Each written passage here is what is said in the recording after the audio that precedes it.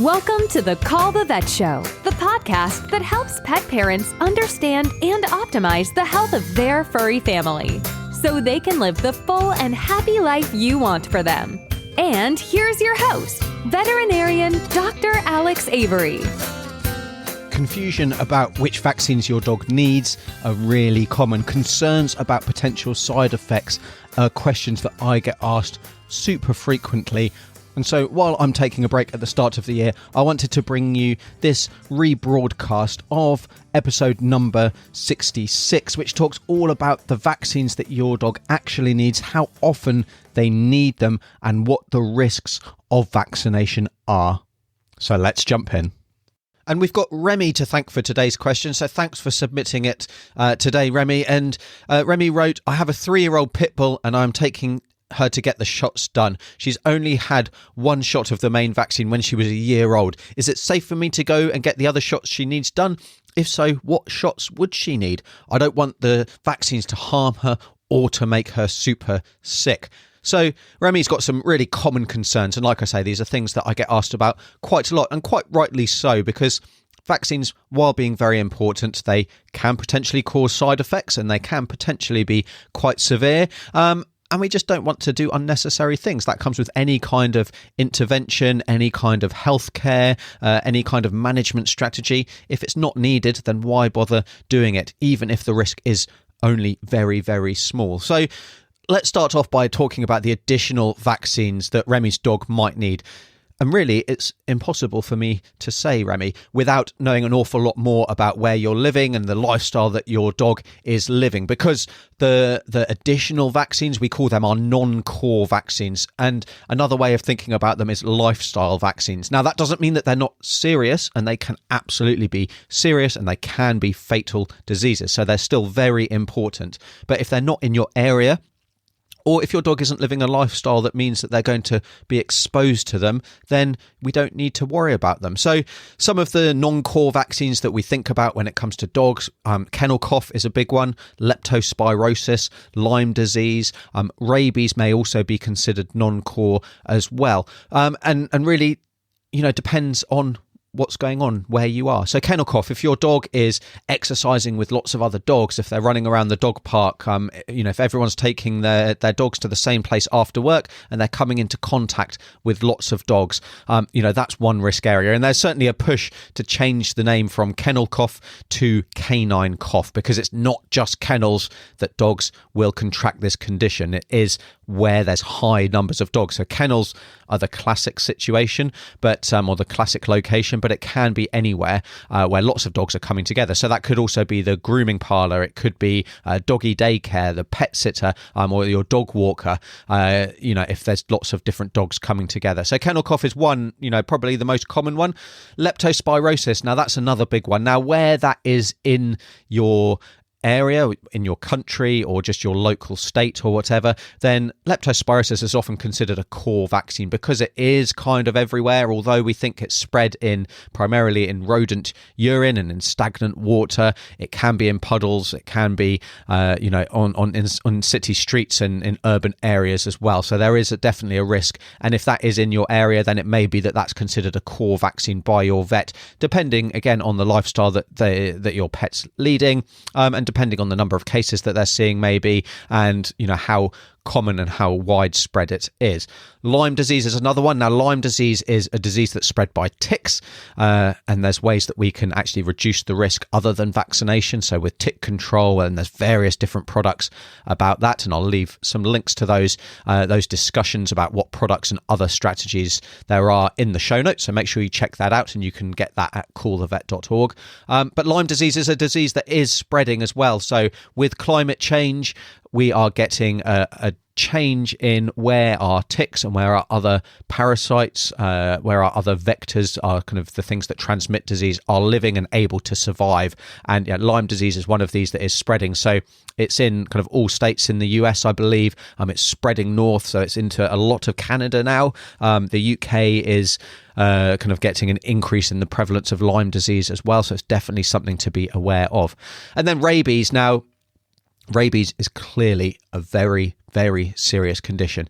Not only is it 100% fatal to our pets, if we get bitten by a rabid animal and we're not vaccinated already, or we don't receive treatment immediately, then it's fatal to us as well. So it's that serious. Now, if rabies is in your area, in your country, then clearly that's going to be considered a core vaccine. But for example, if you're in the UK, which is rabies free, and you're wanting to travel to Europe and then bring your pet back into the UK, they need to be vaccinated against rabies. So it's not a core vaccine in the UK, but if you're planning on traveling, then it's an extra that you're going to need to have for your dog to go with you on holiday, although clearly at the current time that's not going to be an issue. But hopefully things will be coming under control and we'll be able to resume some kind of normality with our lives. So that rabies is one thing to consider as well.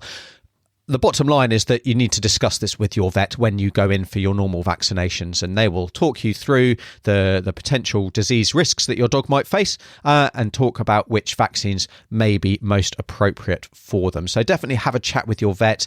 You know, they're going to know what the disease incidence is in your city, in your state, in your country, and help you make that decision.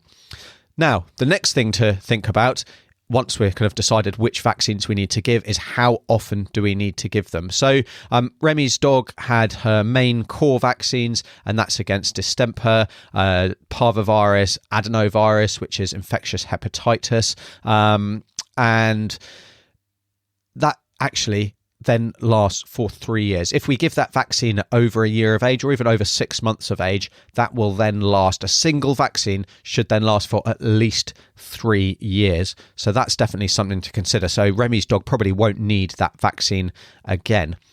Now, when we think about puppy vaccines, we give a course of vaccines. So we give a course of, typically it's 3 vaccines starting at 6 to 8 weeks of age, the second one at about 10 to 12 weeks of age, and the final one at 16 weeks or a little bit older. And the reason that we do that is not because it takes that number of vaccines for a dog to become immune, but because we're dealing with a drop-off in maternal antibodies. Now that sounds pretty complicated, but basically what happens when a puppy's born, they drink some colostrum, which is the first milk, and they get a whole load of antibodies, which is kind of their mother's immunity included in that colostrum.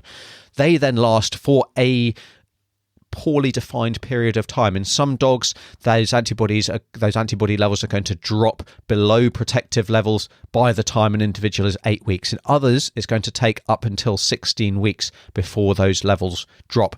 In others still, it might even be a little bit longer, but they're definitely very much the minority. And so what we're trying to do is we're trying to give a vaccine at a time when the levels have dropped without leaving a puppy exposed and vulnerable to these diseases for a significant length of time. Because make no mistake, these are killer diseases. And if you've ever seen a puppy with parvovirus or distemper or infectious hepatitis, thankfully that's not something that I've ever seen because vaccine is incredibly effective. But these are really horrible, fatal diseases. So that's why we're striking the balance between vaccinating puppies that number of times.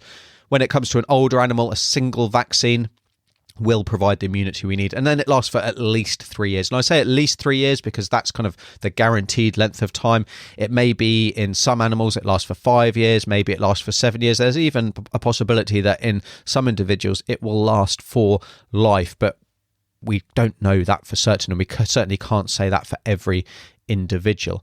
Now, when it comes to deciding whether your dog needs to be vaccinated or not, we can just go with that normal 3-year interval, which is absolutely fine, or we can think about getting titer tests done. And that what that does is it measures the antibody levels in the blood. And remember, antibodies are part of the body's immune system that help fight any infection. If we've got high antibodies, then we can almost safely 100% assume that an animal is completely immune. There is exceptions to that, and there is an area of kind of uncertainty within any test that we give. Nothing is 100%. If the antibody levels, though, are low when we do a titer test, we can think, well, maybe our pet isn't immune, and so we can give the vaccine there. Now, I say maybe they aren't immune because there's a whole lot of other things within the immune system that means that low antibody levels might not mean at all that a pet is vulnerable to these infections. Again, I discuss these in more details over on a separate post, and I'll link that in the show notes as well. But by and large, we tend to say that we have our puppy course of vaccinations, so the 3 vaccinations finishing at 16 weeks. We'll then give a next one at somewhere between 6 months and a year of age, or a year later, and then it'll be every 3 years or so after that. With our lifestyle vaccines, our non-core vaccines, they are typically given every year. Rabies is an exception. There are 3 vaccines that can be given every 3 years there, but that also is going to depend on any legal requirements. So if you're in the States, there's going to be a legal requirement for you to get your pet vaccinated against rabies, and that will specify the interval that needs to be completed in. Now, the final part of Remy's question was about side effects. Now, side effects, they are a real risk. They are a credible threat, if you like, but we don't want to overplay them, because really vaccines are very, very, very, very safe. Serious side effects are incredibly rare. Now, we do get side effects, and they can be quite common in puppies especially, but mostly they are lethargy. So the pup's a bit tired, they're maybe a little bit off their food, but no treatment's needed, and they're back to normal in 24 to 48 hours or so. So that is by far and away the most common side effects, if anything happens at all. And I'd say they're still very much in the minority of dogs that are affected, and cats are the same as well. More serious side effects, we can have things like an anaphylactic allergic reaction. That's not something I've ever seen, and I've been doing this job for 14 years or so now, and I hate to think how many vaccines I've administered. I've never seen that. So it is a potential risk, but we've got to be realistic about the likelihood of that happening to our pet. Now, I've got several other posts that talk more about vaccine side effects if you want to jump into those in more detail. You can also listen to podcast episode number 6, where I discuss it in more detail as well. So head back into the archives, when I think the show was also called the Dr. Alex Answers Show. So that's a little bit of a blast from the past. But I hope that answers your question, Remy. Talk to your vet when you go and see them for the main shots to decide which vaccines are most appropriate for your dog and how often they need to be given. And yes, we need to be aware of side effects. Yes, there's going to be some individuals that unfortunately do suffer from side effects, but they really are very much in the minority, and we must never forget how serious these diseases are that we're vaccinating against. And there's nothing worse than a dog becoming unwell from a vaccine-preventable disease, at least in my book anyway.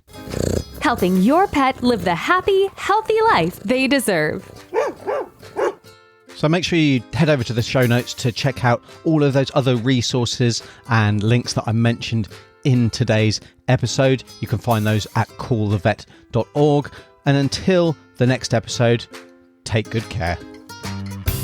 That's it for this episode of the Call the Vet Show. Be sure to visit callthevet.org to join the conversation, access the show notes, and discover our fantastic bonus content. We'll see you next time.